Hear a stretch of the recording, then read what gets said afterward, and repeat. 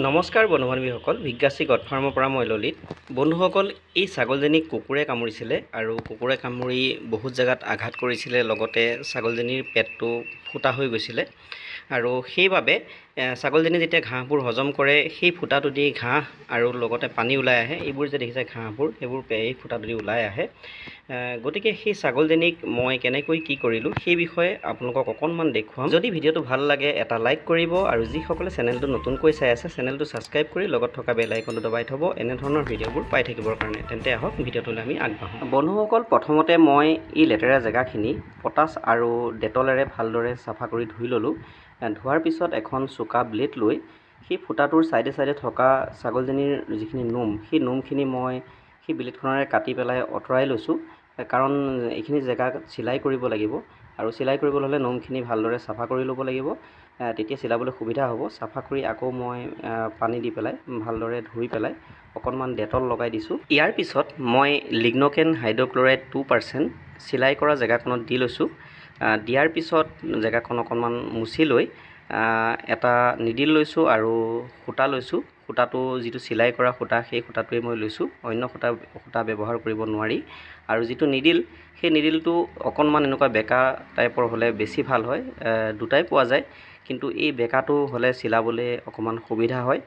আৰু দেখিছে মই এফালৰ পৰা আনফালে সুমুৱাই পেলাই সূতাডাল ভালকৈ মই গাঁঠি দিছোঁ।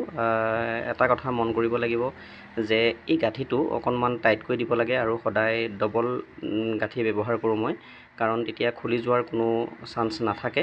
আৰু তাৰপিছত মই আকৌ দিছোঁ, মানে ইয়াত প্ৰায় 3-4টামান দিব লাগিব, কাৰণ যিহেতুকে পেটৰ পৰা পানী আৰু ঘাঁহ ওলাই আহে, গতিকে পাতল পাতল হ'লে বস্তুটো ভাল নহ'ব, ওলাই আহিব। গতিকে এনেধৰণে মই 3টাৰ পৰা 4টা গাঁঠি দিম। ইয়াত দেখিছে এফালৰ পৰা আনি পেলাই আকৌ সূতাডালত মই সুমুৱাই পেলাই পকাই দিছোঁ আৰু পকাই পেলাই চিলাইছোঁ, কাৰণ এনেকৈ গাঁঠি দিও কৰিব পাৰি, কিন্তু প্ৰতিটোতে গাঁঠি দিলে বাৰে বাৰে কাটিব লাগে আৰু তেতিয়া কিছুমান গেপ ৰৈ যায়। সকলো জেগাত কৰিবলৈ অকণ অসুবিধা হয়, যিহেতুকে এইটো পেটৰ অংশ পানী আৰু ওলাই আহিছে। গতিকে এনেকৈ কৰি মই ধুনীয়াকৈ চিলাইটো কৰি লৈছোঁ। কৰাৰ পিছত মই কি ইনজেকশ্যন কৰোঁ সেই বিষয়ে আপোনালোকক মই ধুনীয়াকৈ দেখুৱাই যাম। ভিডিঅ'টো আপোনালোকে সম্পূৰ্ণকৈ চাওক, তেতিয়া ভালদৰে বুজি পাব। চিলাই কৰোঁতে সদায় এনেকুৱা মানে ধৰক গাঁঠিকেইটা অকণ টাইট হ'ব লাগে, নহ'লে কি হয় গাঁঠিবোৰ যদি খুলি যায়, খুলি গ'লে কি হ'ব, যিকণ ছাল সেই ছালকণ জইন হোৱাৰ আগতে যদি গাঁঠিটো খুলি যায় তেতিয়াহ'লে ভালকৈ জইন নহ'ব। কাৰণ এনেকৈ প্ৰায় এসপ্তাহমান ৰাখিব লাগিব আৰু যাতে মাখি চাখি নপৰে তাৰ কাৰণে আমি হিমাক্স মলমটো লগাব লাগে, নহ'লে মাখি পৰিলে, মাখিয়ে কণী পাৰিলে তাত আকৌ ঘাঁহ হ'ব। আৰু লাষ্টত মই এনেকৈ ধুনীয়াকৈ 3টা গাঁঠি মাৰিছোঁ, মাৰি পেলাই সূতাডাল কাটি দিলোঁ। আৰু কাটাৰ পিছত চাওক, এতিয়া ছাগলজনী ধুনীয়াকৈ উঠিছে আৰু ধুনীয়াকৈ তাই খোজকাঢ়িব পাৰিছে, কোনো অসুবিধা নাই। এতিয়া মই ছাগলজনীক 2টামান ইনজেকশ্যন কৰিম। যিহেতু ছাগলজনীৰ খুব বিষ হৈ আছে আৰু বিষৰ কাৰণে হয়তো জ্বৰো উঠিব পাৰে, সেইবাবে মই মেলোনেক্স প্লাছ ইনজেকশ্যনটো মই ব্যৱহাৰ কৰিছোঁ 10 কেজিত 1 ml মাংসপেশীত। এই ইনজেকশ্যনটো বৰ্তমান মই কৰিছোঁ, এইটো মাংসপেশীত মই 10 কেজিত 1 ml হিচাপত ছাগলজনীক কৰিছোঁ। আৰু মেলোনেক্স প্লাছটো যেতিয়া ব্যৱহাৰ কৰিব, সদায় আপোনালোকে নিডিলটো সুমুওৱাৰ পিছত এবাৰ ওপৰলৈ টানি পেলাই চাব যাতে ব্লাড নাহে, কাৰণ এইটো ব্লাডত যাব নোৱাৰে, এইটো ইণ্টাৰমাস্কুলাৰ হয়। আৰু তাৰপিছত আপুনি ইনজেকশ্যনটো প'জ কৰি দিব।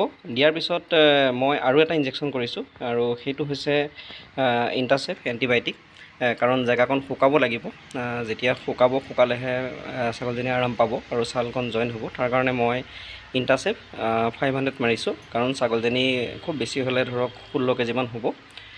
যদি 20 কেজিৰ ওপৰত হয় তেতিয়াহ'লে 1 গ্ৰামৰ মাৰিব লাগে, আৰু এজনী যিহেতুকে 20 কেজিৰ তলতে আছে, গতিকে মই 500 mgৰ ইণ্টাছেপটো ছাগলজনীক সেই মাংসপেশীত মাৰিছোঁ। লগতে বন্ধুসকল, ইয়াত হিমেক্স মলমটো ব্যৱহাৰ কৰি থাকিব লাগিব, যিহেতুকে এতিয়া বৰ্তমান গৰমৰ ছিজন, গতিকে মাখি পৰিলে জেগাকণ হয়তো নষ্ট কৰিব পাৰে, মাখিয়ে কণী পাৰিলে পোক হ'ব, গতিকে হিমাক্স মলমো লগাম। আৰু লগতে মই ইয়াতে ধুনীয়াকৈ কেঁচা হালধি পিচি পেলাই তাত লগাই দিছোঁ আৰু তাৰ অকণমান ৰসো খুৱাই দিছোঁ। আৰু বন্ধুসকল, আজিৰ ভিডিঅ'টো মই ইমানতে সামৰণি মাৰিছোঁ। যদি ভিডিঅ'টো চাই ভাল লাগিল এটা লাইক কৰিব, আৰু যিসকলে চেনেলটো নতুনকৈ চাই আছে চেনেলটো ছাবস্ক্ৰাইব কৰি লগত থকা বেল আইকনটো দবাই থ'ব এনেধৰণৰ ভিডিঅ'বোৰ পাই থাকিবৰ কাৰণে। পুনৰ লগ পাম এটা নতুন বিষয়ৰ সৈতে।